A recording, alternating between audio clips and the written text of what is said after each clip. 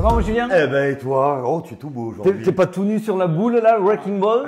Non, ah, ouais, c'est quasiment... Non, je suis allé voir Pépé et Mémé. Ah oui, on va en parler tout à l'heure. Ouais. Bonjour à vous. Salut, bonjour à tous. Julien pour les fondamentaux. Et Alex, côté technique, bienvenue à tous, bon week-end, j'espère que vous avez bien profité, il fait beau. Oui, il fait chez nous. En tout cas, voilà. J'espère en tout cas, s'il fait pas beau chez vous, il fait beau avec nous. Voilà, exactement, on est là pour vous faire passer un bon moment. Exactement. Voilà. Alors, si vous voulez rien rater à la chaîne, comme d'habitude, vous êtes adorables. D'ailleurs, dans vos commentaires, on vous remercie beaucoup. Ah oui, vraiment. N'hésitez pas à mettre à la petite cloche, à vous abonner. Surtout si vous venez de Twitter, il y en a beaucoup qui nous rejoignent sur Twitter. Donc, c'est gentil. Abonnez-vous, nous, ça nous aide à être mieux référencés en plus. Et vous allez rien rater. Ouais. Alors, qu'est-ce qu'on voit cette semaine? Eh bien, on va voir JP Morgan qui se dévoile un petit peu. Ouais, il rentre dans la danse. De mouvement. La T-zone. Alors, est-ce qu'on se trompe? Ah on va voir. On va voir. FOMC. Alors bon. On va reconnaître que nous, on espérait beaucoup mieux. On espérait beaucoup mieux, mais ça sera, on va dire, on va le voir. Et le Bitcoin, qu'est-ce qu'il nous fait? Est-ce que c'est fini? Est-ce que c'est pas fini? Il se fracasse un petit peu tout le temps. Allez. Petite tête. Bon, on attaque direct. C'est parti. Oh, alors attendez, qui je arrive à voir dedans? J'en vois qu'un. Voilà, petite casquette. Crazy Frog. Alors Pépé, bienvenue, 386%. Le mouse costaud, le bonhomme. C'est rare qu'on voit Moi, en effet, perso, j'en ai pas Bubble. vu souvent dans Crypto Bubble d'avoir comme ça un Smarties aussi gros quand même. Il est rentré dans les 100, il fait plus de 500 millions de... Enfin, alors, on va vite fait parler de lui, mais c'est pour mieux ne pas en parler par la suite. Voilà. Oui, voilà. Alors déjà, on n'aime pas forcément parler des mêmes coins, même si c'est ce qui est en train de monter, etc. Il n'y a pas de problème. Hein. Alors, Memcoin, vas-y, explique. Memcoin, c'est un token qui sert à rien, qui est juste là pour de la pure spéculation, on va dire Doge, on va dire Shiba, etc. Même s'il commence à développer des choses Shiba, mais voilà, on va dire Memcoin, son but, c'est il ne fait rien. Il fait rien et il le fait bien.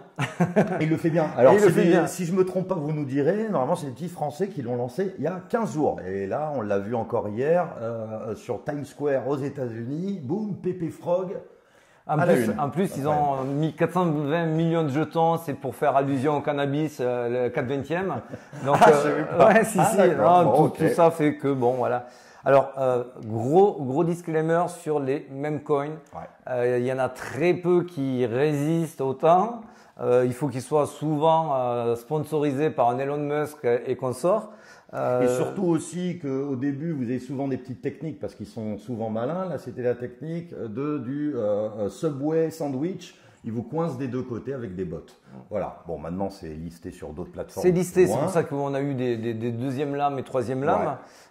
Mais bon, pour ceux qui sont des vieux de la vieille, il y a Grimace Coin, il y a Pump Coin. On n'en entend plus parler. Ça a eu aussi des pumps phénoménaux. Et tout ça, c'est assez classique. Alors, c'est classique. Où c'est qu'on en est aujourd'hui? On vous a mis une petite charte en 4 heures parce qu'il n'y a quand même pas beaucoup d'historique, comme on vient de vous le dire. Oui. Bon, on voit que c'est une ascension parabolique, comme dans toute ascension parabolique. Méfiez-vous. Oui, parce qu'il y aura une distrib. Exactement. On a eu le premier stop pour faire rentrer du monde et redonner le second élan. Quand on a le second élan, souvent, on a soit un M-top, on a l'impression qu'il est en train de se dessiner.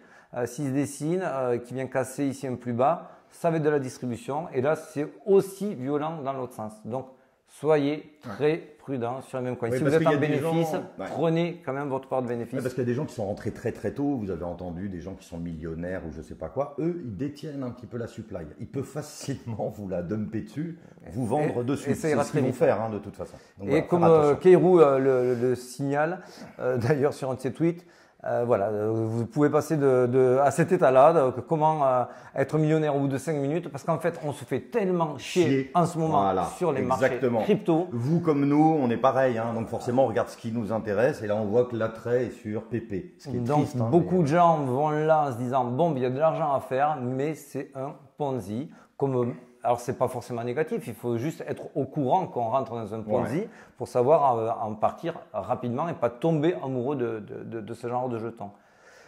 Très vite dans l'actu aussi, on a donc JP Morgan qui confirme par la FDIC, donc l'organisme financier qui régule tout ça, la First Republic Bank, ça c'est pour nous une très bonne nouvelle pour eux, mais pas pour nous. Et oui, parce qu'en fin de compte, ils ont les poches pleines, donc ils rachètent, donc il n'y a pas de crise systémique bancaire, donc la Fed n'est plus sous pression pour réaugmenter une dernière fois son taux. Et on misait sur. D'ailleurs, on voyait que le pourcentage de ceux qui croyaient baissait de plus en plus. Voilà, et là maintenant il est remonté. Là, il est au max. max. Il est au max. Je peux vous le montrer, on vous le remontrera tout à l'heure. Maintenant ici.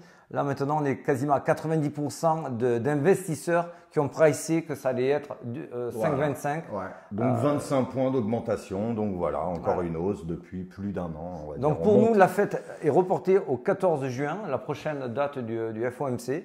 C'est pas la fête de la musique. D'ici là, peut-être. D'ici là, eh bien, il va falloir attendre, ranger ses instruments, attendre patiemment, pas paniquer. Et on arrive direct.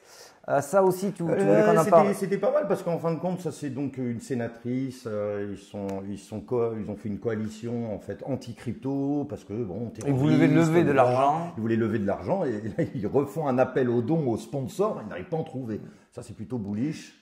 Quoi, c'est bullish. En tout cas, ça montre que quand même l'US en général, les USA ne sont pas aussi anti-crypto. Alors on parle des professionnels. Qui ne le paraît. Ouais. Ils attendent juste un petit cadre. Ce qu'on vous disait, ils attendent vraiment qu'un cadre soit fixé. Rappelez-vous, je vous l'ai déjà présenté plusieurs fois, ce graphique-là, où on voit que les sessions US sont toujours à la traîne. On est à moins 22% contre les sessions asiatiques qui sont à plus 18% dans le cours du Bitcoin. Donc aujourd'hui, l'US est sur le frein et les Chinois sont sur l'accélérateur. Ça fait terriblement défaut pour passer les résistances qu'on a à passer, à savoir le mur des 31, mais ça on en parle dans la seconde partie. Et d'ailleurs, même, je ne sais pas si tu en parles tout de suite, les frais de repo. Après, ouais. Ouais. Là, on va faire le dossier sur l'alt season. Donc, petit dossier sur l'alt season. Alors, on est toujours très bas. On entend, mais non, l'alt season, vous allez vous ruiner, vous allez y perdre votre argent, vous êtes des fous avec l'alt season, l'alt season, l'alt season. L'alt season, il faut savoir que ceux qui achètent des alts les achètent au moment où tout le monde a peur, où tout le monde panique là-dessus. Tout à fait. Parce que c'est vrai que les mouvements sont très forts dans un sens comme dans un autre avec les alts, contrairement au Bitcoin. Et on ne nous préviendra jamais quand ça va démarrer. Exactement. C'est pas 3, 2, 1, la semaine prochaine, exactement. Ça monte. Non. Donc là, on est revenu sur, vous voyez, on est dans les plus bas historiques, on est à 10, oui, on est à 10. On est descendu même à 8, on est remonté à 10. Et on a eu ce plus bas là 5 fois dans l'histoire de l'alt season. Je vous les ai mis ici sur ce graphique-là.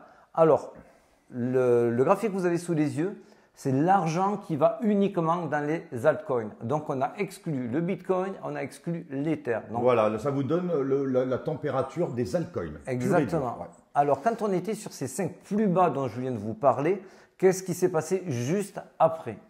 Attention, juste après, chaque bougie est 2 semaines. Donc, quand on dit juste après, c'est pas le lendemain, c'est pas la semaine prochaine, c'est dans le mois qui va suivre. Donc, si on regarde novembre 2017, on était pré-ATH, on était en bull run et les altcoins ont énormément performé juste après ce plus bas qui était enregistré sur l'alt season. Deuxième plus bas, c'était en août 2018. Là, on sort d'un ATH, on est en plein bear market. C'est pour ça que là, je vous ai mis une croix. Et là, effectivement, les alts dévissent. En septembre 2019, je vous ai mis une croix, mais c'était vraiment mitigé. Pourquoi ? Parce qu'en septembre 2019, on était post-rallye. On n'était plus en bear market, on était post-rallye, mais on était sur une reprise avant que le Covid arrive. Ça a eu pour incidence que uniquement les low cap ont vraiment dévissé. Alors les low cap, c'est les toutes petites capitalisations. Oui, qui sont plus à partir de 100, 200, voilà. Jusqu'à 1000. Quand on parle des large cap, c'est environ les 20 premiers. Voilà.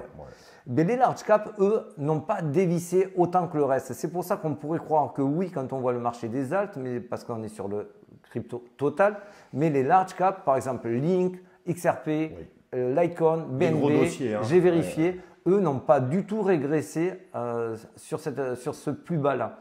Donc ensuite on vient en novembre 2020, on était aussi sur un plus bas à l'alt season. De suite après, ça pumpait. En août 2021, pareil, on était en plus bas à l'alt season et de suite après, ça pumpait. Aujourd'hui, voilà où on est. On est en mai 2023, on est au plus bas à l'alt season. Est-ce que ça va pumper ? Ça, c'est un petit peu à vous déterminer si vous pensez être plutôt pré-rallye, pré-bull run ou si vous pensez être toujours en bear market ou post-bear market, qui ferait que ça risque à être un petit peu difficile encore.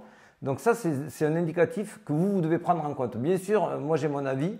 Moi, je suis plutôt optimiste parce que si on regarde aussi avec la dominance BTC, l'un ne va pas sans l'autre. La dominance BTC, je vous le rappelle, c'est le pourcentage où va l'argent. Voilà, exactement, sur le marché. Sur le marché crypto. Ouais, et la dominance BTC est exprimée en pourcentage. Ça veut dire si vous avez 50% de dominance Bitcoin, ça veut dire que quand vous avez 2 € qui arrivent dans la crypto, il y en a un moitié pour le Bitcoin et l'autre pour le reste. Le reste, tout à fait. Et quand on est sur les plus bas en alt season, on est sur des pics, sur la dominance du Bitcoin. Novembre, août 2018, 2019, 2020, 2021.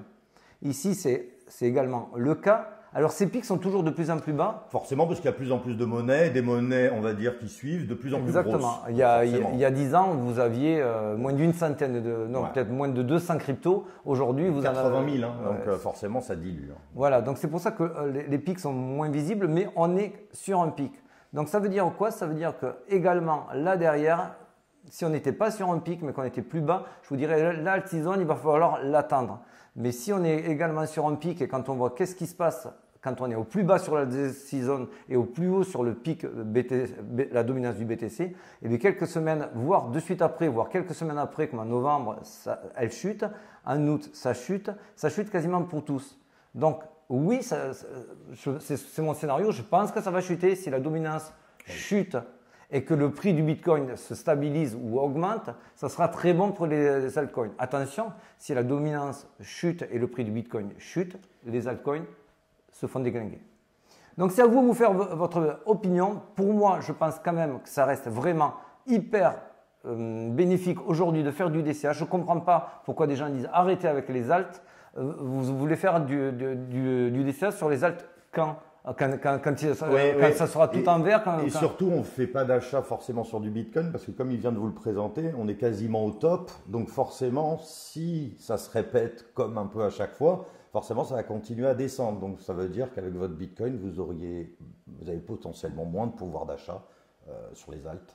Voilà, donc aujourd'hui, oui, vous pouvez acheter de l'alt et l'avoir dévissé de 10-15% si le Bitcoin descend à 26, 27, 26 ou 25 000. Oui, mais pour nous, on est dans un scénario où c'est bien plus probable que très vite les altcoins, si vous faites du DCA, vous faites un moins 15, 2 semaines après, elles vont faire plus 15, plus 30. Donc aujourd'hui, c'est plus entendable de faire du DCA que de vendre ces alts. Ça, c'est pour moi, c'est une évidence. Bon, on enchaîne rapidement sur l'analyse du Bitcoin. Allez, c'est en route. Allez, c'est parti.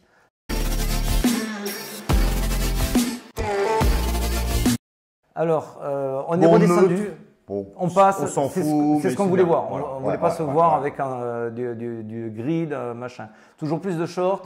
Bon, ça veut dire qu'il y a quand même du monde à les sortir. Le point négatif. Alors ça, voilà, c'est ce qu'on voulait parler tout à l'heure. C'est les US quand ils vous montraient tout à l'heure moins 22%. Ils investissent pas. C'est aussi. Ça se voit ici. On le voit là. Alors ça, pour faire simple, c'est la liquidité qu'a le Trésor américain. Qui dort le soir. Voilà. Et cet argent-là ne sort pas. Donc, tant que cet argent-là ne sort pas, cet argent-là va directement en risk-on, risk-off, mais surtout risk-on. Tant qu'on ne le voit pas sortir, ces liquidités sortir. Il n'y aura rien sur le Bitcoin, ni sur les alts. Voilà. Donc, il faut inverser cette tendance haussière et voir des replis. Et dès qu'on verra qu'il y a de l'argent qui afflue, et donc sur les risk-on, on sera rassuré puisqu'aujourd'hui, sur le marché crypto, il n'y a pas de volume. Il n'y a pas de volume, il n'y a rien. Il est illiquide, ce qui le rend très manipulable. C'est pour ça qu'aujourd'hui, si on regarde… Alors, là, je vous ai mis un tracé. Il y a beaucoup de choses à dire, mais très peu intéressantes. Voilà. Oui, voilà, parce que c'est vrai qu'on dit généralement que là, on est dans une dumb zone, une zone d'imbécile. C'est-à-dire une zone où on est en plein milieu, dans le néant.